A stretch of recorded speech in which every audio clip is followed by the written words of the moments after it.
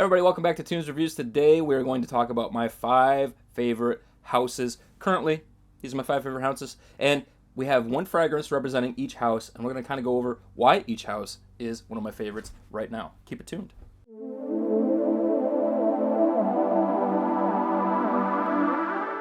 Coming in at number 5 is the house of ORTO PARISI, and this is of course the second house from Mr. Crazy Nose himself after creating Naso Mato. This is an Italian house, very, very wonderful. I slept on this for a long time. I really wish I hadn't because some of these fragrances are so beautiful. My first couple that I had purchased were Seminalis, Bergamasque, and this one right here is MEGAMARE, and this one is delicious.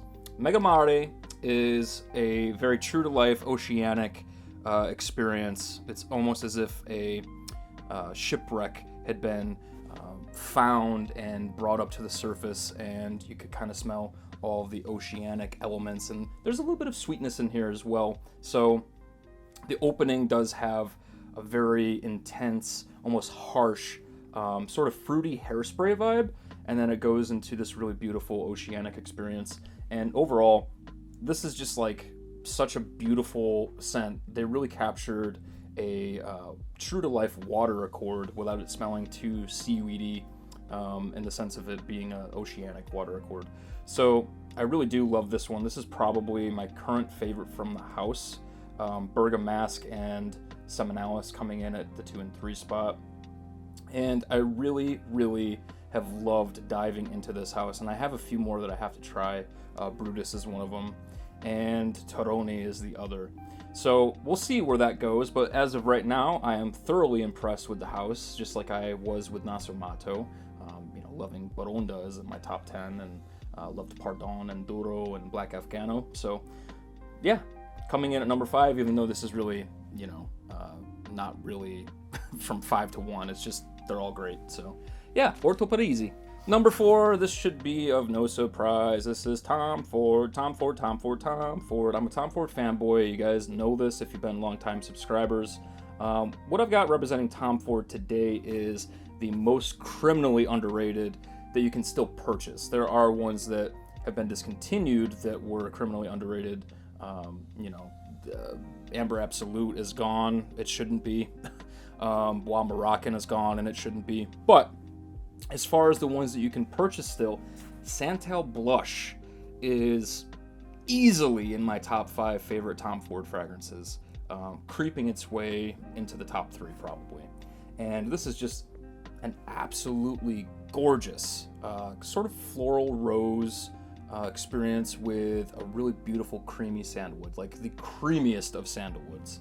And I do find this to be absolutely gorgeous, exquisite, a very intimate experience. If you're looking for a sandalwood fragrance where it's kind of like a daily driver and could also be a date fragrance, this is kind of it. This is a Swiss Army knife.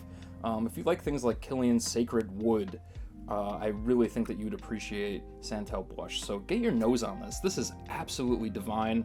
So beautiful. You need to check it out. Coming in at number 3 is Zoologist. Now, I only found Zoologist a couple years ago at the start of the pandemic, and I've told the story several times before. I've told Victor Wong the story several times before.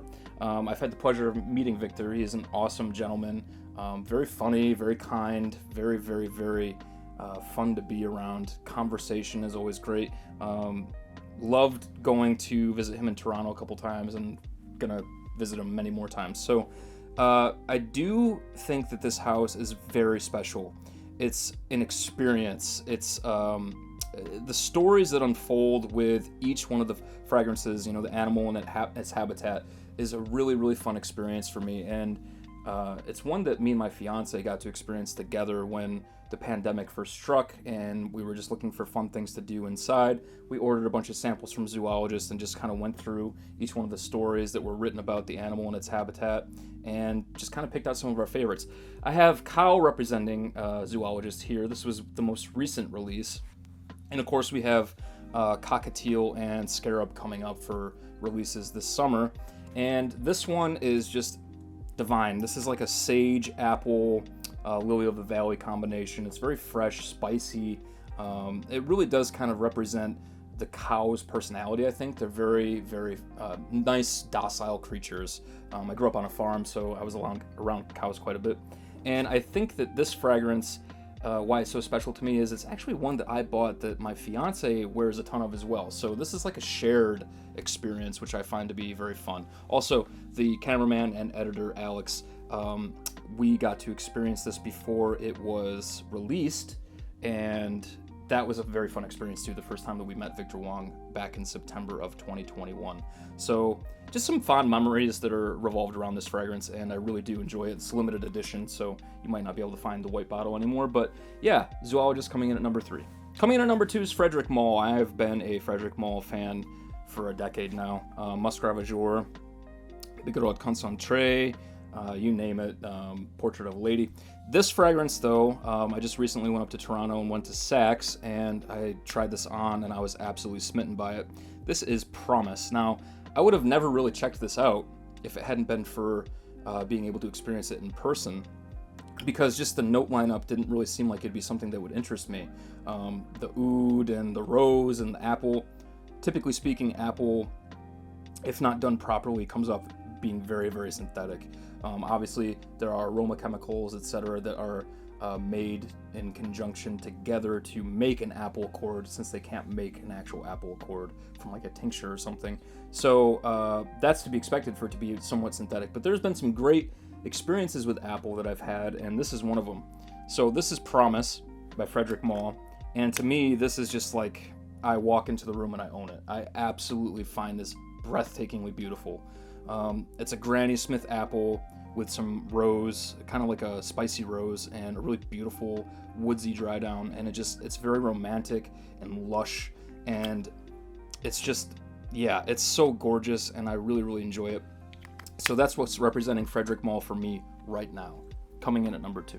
And coming in at number 1, the house that I am enjoying maybe the most, I don't know. Again, this isn't really like a true 5-to-1 countdown. I really just enjoy all these houses right now, but this, however, representing the house that I will talk about last, is my new signature scent as of the last year or so, and it's really kind of been cemented. I've actually sold off a few of the fragrances that I would have otherwise considered to be my signature scent, because I just got so tired of wearing them, and maybe like there's some memories attached to them that I really didn't want to think about anymore, or just didn't want to experience for right now. And yeah, that kind of solidified the deal with this one, because this one has some really beautiful memories attached to it, and I just want to continue with that narrative. And yeah, without further ado, this is ROJA Parfums, and this is A Midsummer's Dream. This fragrance to me is everything that I've been enjoying as of late. Now, for all of you out there that don't know, I experienced having COVID back at the end of December, right around Christmas. And ever since then, like my taste and my smell were gone for about a month and a half. Ever since then, I've been very sensitive to sweet fragrances, heavy fragrances, anything that's like very, very sweet, dominating. Things like Nishane Ani or Francis Kurkdjian's Grand Soir that used to be favorites of mine, I literally cannot wear without becoming nauseous. So it's forced me to almost find new favorites, check out fragrances in categories that I otherwise would have dismissed and or didn't like before. Lots of florals, drier fragrances, and this happens to be a great combination of all of those things. This is dried flowers, there's a little vanilla in there, it's a barbershop fougere, and it's classic yet modern. It's just a gorgeous, refined, upscale, gentlemanly fragrance, and I absolutely adore it. I think it is fantastic. I think if you like things out there like MDCI's Invasion Barbare, then you would love A Midsummer's Dream, or A Midsummer Dream rather. And this is just like the perfect signature scent to me. So yeah, without further ado, that about wraps it up, and I think that these are the top 5 houses that I've been enjoying as of late, and I hope you all enjoyed watching, and I will see you all soon. Bye, everybody.